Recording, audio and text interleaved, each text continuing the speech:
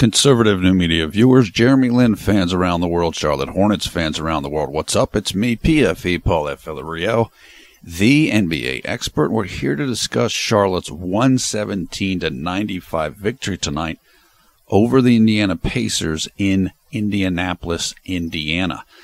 With the win, the Hornets improved to 27-26. That is the first time they have been over 500 or had more wins than losses this season since they were 17-16, 20 games ago. So it's been a long fight for this team, but they really came through huge tonight against a very good team. And we'll talk about it. Now, I'm going to keep this video relatively short. I'm still a bit under the weather, and I'm just going to keep it simple. But we'll hit everything that needs to be discussed, certainly. The first thing I have to say, well, let's get the woo out of the way. So I'm going to do a loud noise to celebrate the win. If you don't want to hear it, you can just skip about a minute into this video or 20 seconds. I'll count down from 3 and then do the noise. 3, 2, 1. Woo woo! This was, again, this is an important victory. Not only was it against a good team, and it's the last game before the All-Star break, so you go in feeling good. The All-Star break officially starts on Friday, so 2 days from now, and then it lasts about a week, I believe, or 5 days, something like that. But they won it on the road. So Indiana is one of the top 3 defensive teams in the league. And Charlotte went in and they looked incredible in this game, particularly in the first half. They moved the ball so well. It was unbelievable. So that is great. Kemba Walker, 25 points. Paul George led Indiana with 22 points. Before I get to Jeremy and his stats and everything, let me just say that Michael Kidd-Gilchrist, unfortunately, injured his shoulder again in this game. It's the same shoulder that he had surgery on, which is the right shoulder. Apparently, it is not the same injury. The injury he had before was a torn labrum, which is kind of in the front part of the shoulder. And he had that repaired, and he was totally fine. The injury he suffered in this game was a dislocation of the shoulder. Now, is it connected with the labrum thing? Did he come back too quick? I don't know. I will tell you this, it was a fluke injury. He fell on the ground, his arm was extended, and then one of the Pacers players fell on top of him. So this is not, I mean, you feel bad for Michael. I mean, he's just coming back from surgery, just starting to get his groove again. It definitely hurts the team because Michael's really good.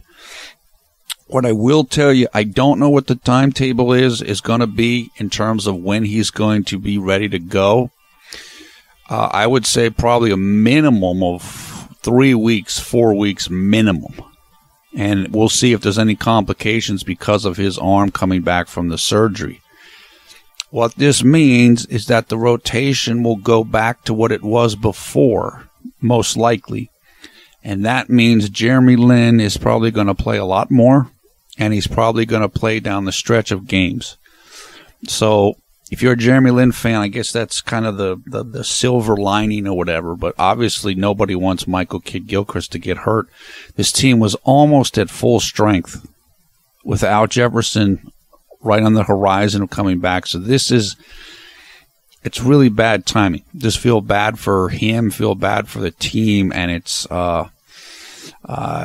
hopefully the team will be able to do well without him, and Jeremy's ready to play more and so forth. Now, the reason why Charlotte won this game was because they just blitzed the Pacers in the second quarter of this game. They outscored them 35-18, so they basically doubled them up. And, I mean, Charlotte was doing whatever they wanted. They just looked amazing on offense. And it wasn't that the Pacers weren't trying at all. The Charlotte just was just locked in. It's one of the best halves they've played this season, easily. And it was just fantastic to see. JLin, 14 points, 5 rebounds, 4 assists. He played 28 minutes tonight, shot 5 of 9 from the field, including 2 of 2 from three-point range, 2 of 2 from the free throw line, 3 steals, 2 block shots, 2 turnovers, 1 personal foul. His plus-minus was a +8. Jeremy was outstanding in this game. And I'm almost sorry I can't go through the entire quarter by quarter, but certainly I recommend watching this game if you're able to watch it.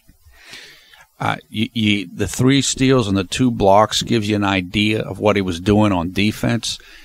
There was 2 things that he wanted to do in this game, clearly. Number 1, he just wanted to have a ton of energy. He said in the post game of the last contest that he needed to bring more energy off the bench. Basically, that the reporter asked him, hey, the bench, you know, it's been said, or the coach has said, that the bench they're not as energetic as they have been. And Jeremy, being the kind of stand-up leader that he is like, well, that's on me.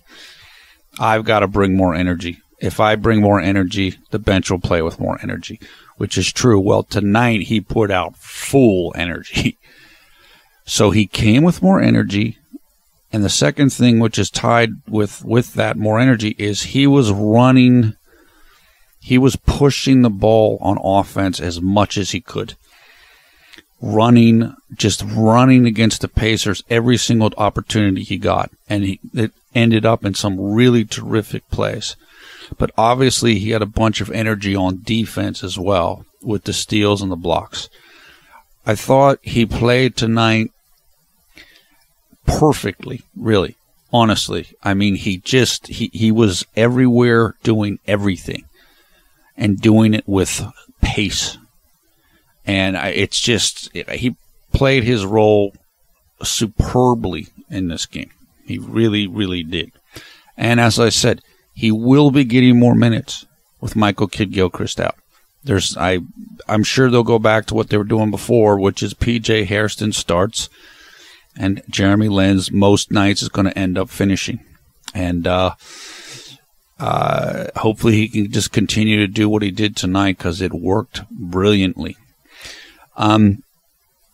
Look, again, shot over 50%, shot 100% from three-point range, got a couple free throws, just really did everything. And the Pacers made some runs in this game. They got the game down to, I don't know, the lead down to maybe 13, 12, 11. It got as high as 20. But Charlotte was never really threatened. They kept playing. They didn't start playing the clock, let's just kind of run the clock out. No, they kept playing. They kept being aggressive. There were 6 players in double-figure scoring for the Hornets tonight, again led by Kemba, Cody Zeller with double figures, Nick Batum, Frank Kaminsky, JLin, and Jeremy Lamb. Jeremy Lamb shot the ball extremely well. He shot 7 of 8. He had a big third quarter. This was just a total team win, and this is definitely one of the best wins, maybe the best win for the team on the road this season. Now, what might have happened with Indiana tonight, although I didn't think it was the case, but it's possible.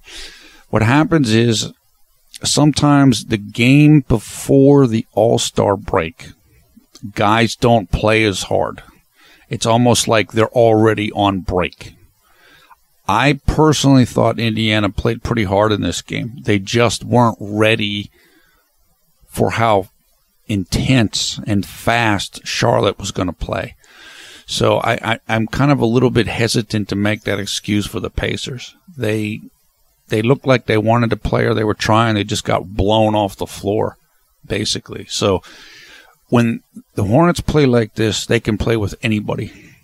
They can beat anybody, or almost anybody. Unfortunately, as we said, they're going to be missing Michael for a bit, and that definitely affects things. What's now? It's February, so look, it depends on how bad the injury is. My guess, I would say, like I'd have to guess, be like 4 to 6 weeks, 4 weeks minimum. But hopefully they can get him integrated back into the team before the playoffs or before like the very, very final stretch of the season. So we certainly wish the best for him. And like I said, I mean, the guy hopefully can catch a break. I mean, this has just been a very difficult season for him, and 2 different falls, and shoulder has gotten hurt on each one of them. And it's just it's a shame to see. But no complaints tonight. Jeremy had 2 turnovers, but he played 28 minutes. That translates to less than 3 turnovers per 36 minutes, which is that's great. That's a very good number.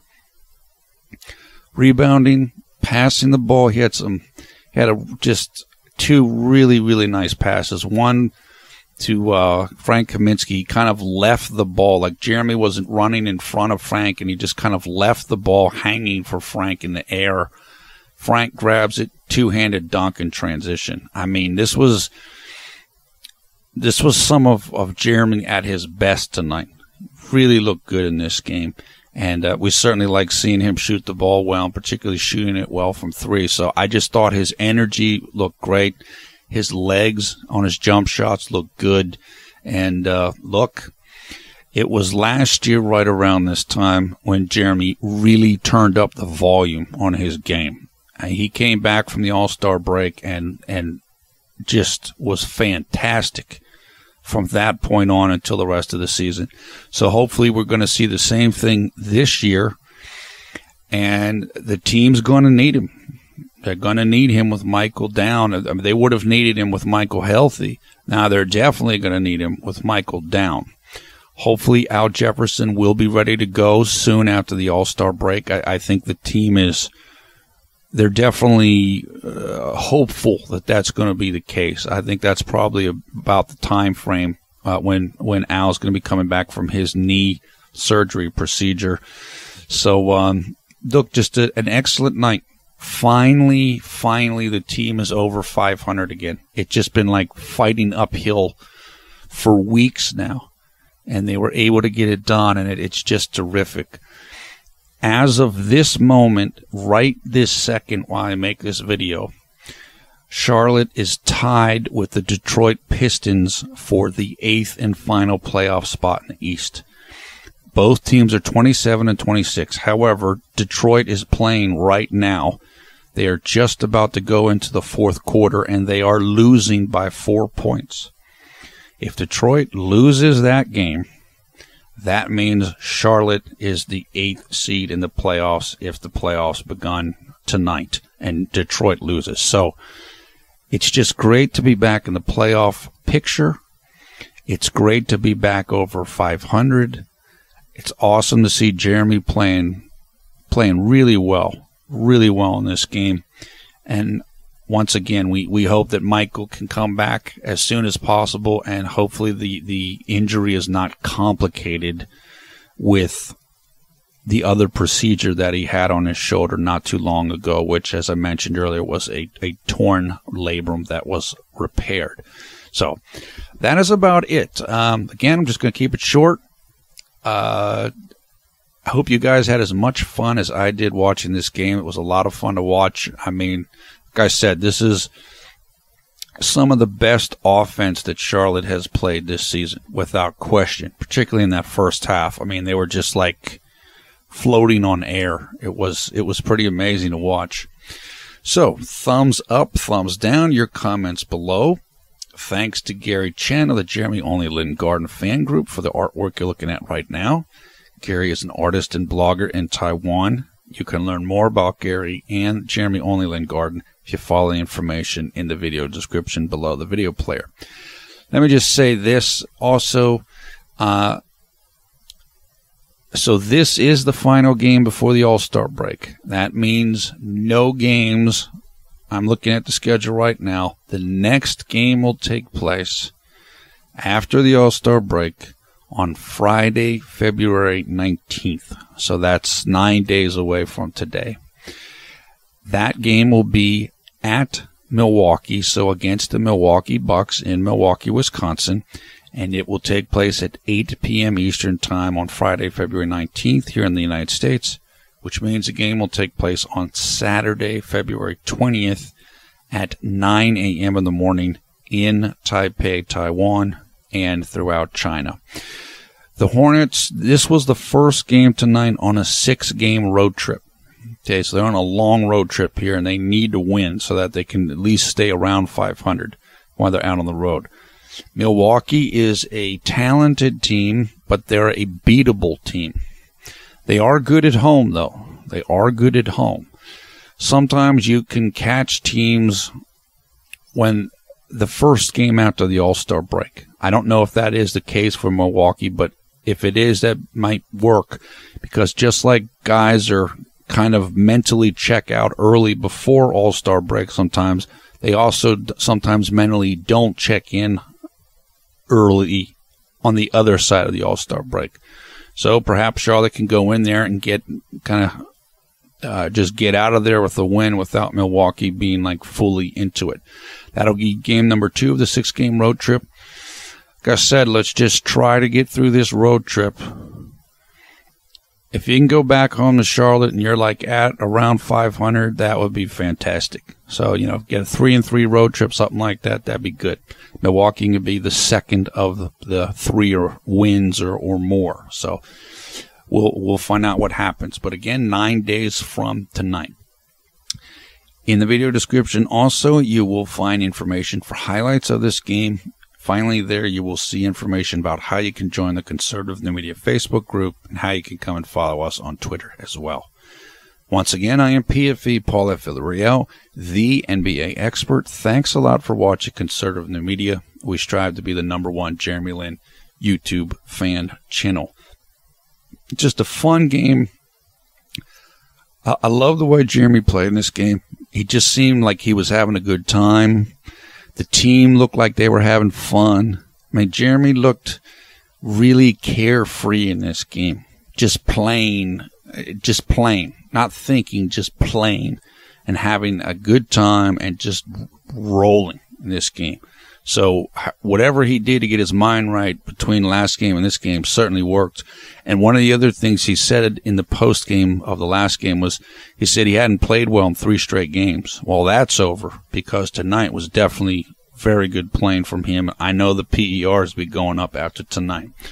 So that is it. Of course, the All-Star game and the All-Star festivities are coming up this weekend. If you enjoy watching those things, those can be pretty fun to watch.